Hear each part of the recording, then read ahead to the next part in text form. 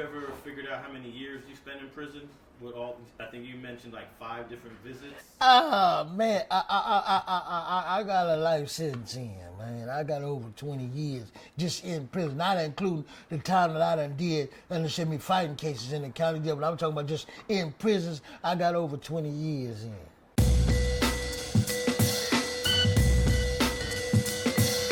Going up in there, you understand me, thinking just because I got, a girl or I got some people that's going to look out for me, man, I can go up in there, man, and do my thing and come right back out, man. I don't care. I don't want no visits. I don't want no letters. I don't want nobody to answer the phone for me. I want to be right out here, man, where I can live, man. And anybody understand me who say that they got some type of intelligence, even got some game or think they slick, man. You understand me? Being slick is being out here.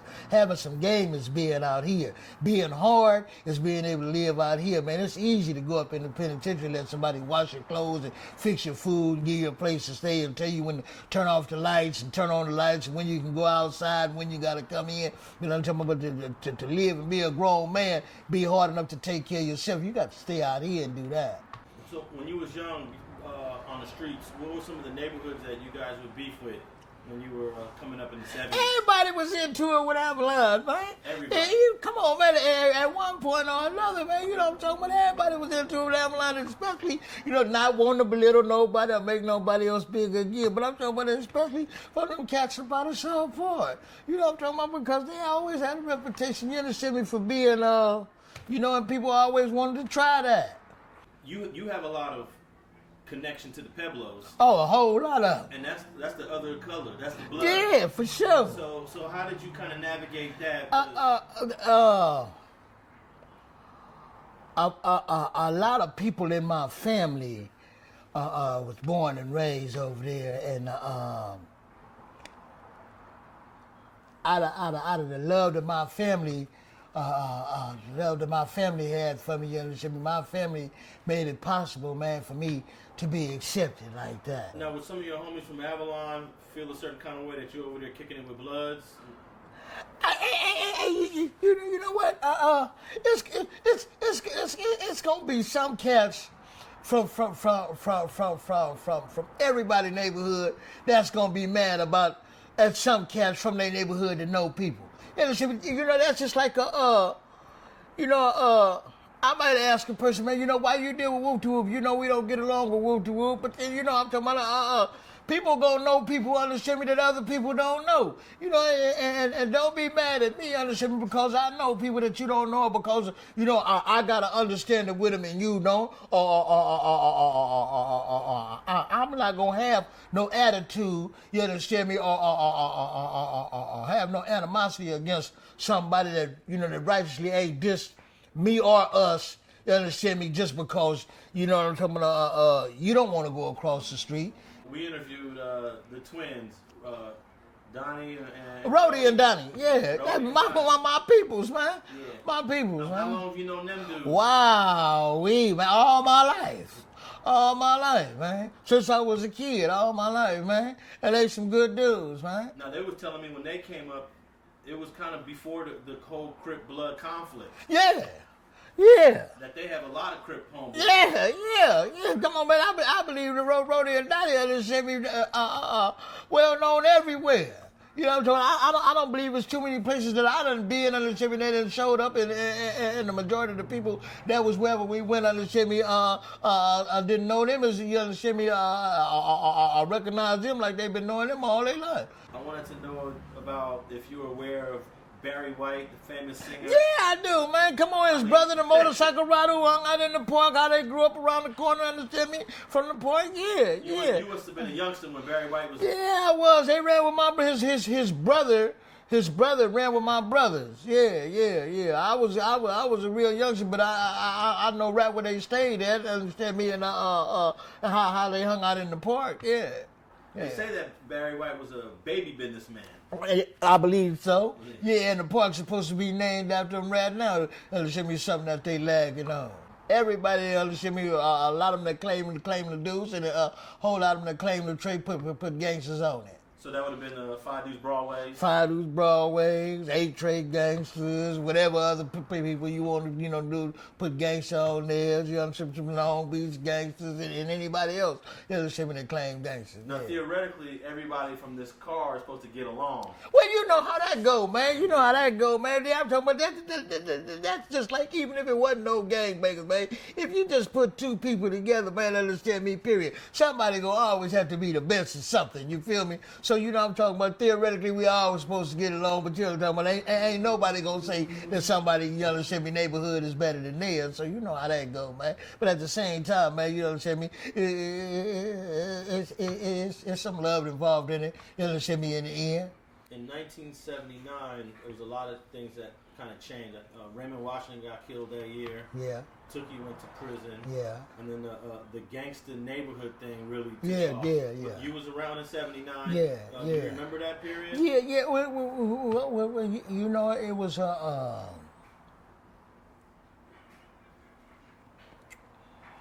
whole lot of extras started to come in from money that was made off of drugs, shit like that. So cats was able to do things and get to places that they where they wasn't able to do and get when I first came in. See, 'cause when I first started, we used to have to walk 2-3 miles to a party, carry a big old radio on the shoulder. Then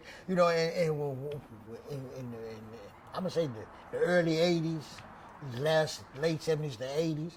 That's people started getting cars. You feel me? And then when I first came in, if you had a 22, you had a major gun, or a 410.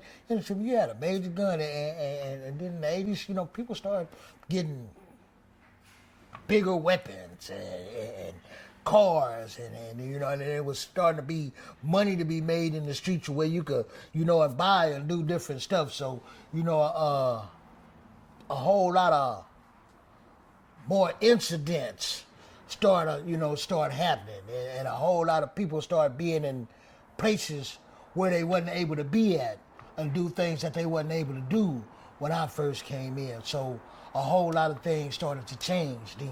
It started segregating. That's when even in neighborhood, even in my neighborhood, that's when you start like having little cliques. I'm talking about 10 people out of the neighborhood hang with each other, 15 people out of the neighborhood hang with each other. Sometimes it'd be in-house squabbles. Niggas would beef with their own homeboys. Because, their own homeboys is having more money than some of the other homeboys. Yeah, man. And I'm sure you was out there making a little Yeah. I'm talking about when I didn't stumble and fall, I had an incident, where I let the crack set me back and all that. I ain't finna sit up here and be all on your little old thing and don't act like I didn't have that part too. Yeah, man. Yeah, for sure.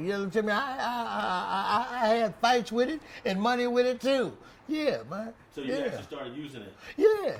And what year did you start using it? Whoa, wow, 84, 3. Oh, so in the very beginning? Yeah. Now, is it as addictive as people say it is? Like, once you hit it once, it's... Yeah. You want me to tell you something?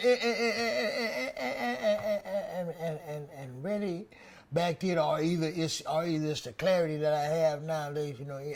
Back then, when I first started, it was like you was on an in crowd till you fell off. You know what I'm talking about? So if you was basically doing something, I'm talking about, it wasn't no problem with you doing it till you fell off. You know what I'm talking about? And then that's when the era of a few years later, the buggy pushing and all that stuff coming to effect.